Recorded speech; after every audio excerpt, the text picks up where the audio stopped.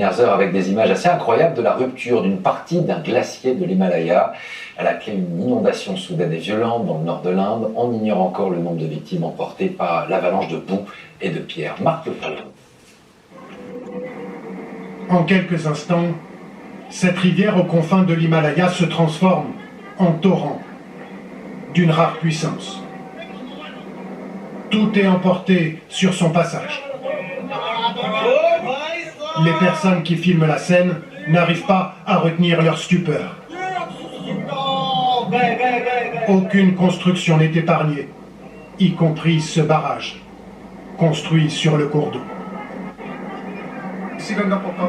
Je n'ai jamais vu quelque chose comme ça. Au niveau du barrage hydroélectrique, il y avait entre 50 et 100 personnes qui couraient dans tous les sens pour essayer de sauver leur vie.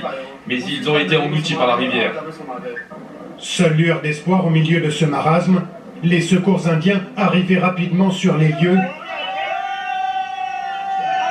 ont réussi à extraire un homme vivant qui exulte, sorti de terre. Cette catastrophe s'est déroulée dans ces zones montagneuses au nord de l'Inde, dans le district de Chamoli, sur la rivière de l'Alaknanda. À l'origine de cette inondation, ce glacier, le Nanda Devi, dont une partie s'est brutalement détachée. Les glaciers de l'Himalaya qui ont perdu un quart de leur surface ces 40 dernières années, fragilisés par le réchauffement climatique.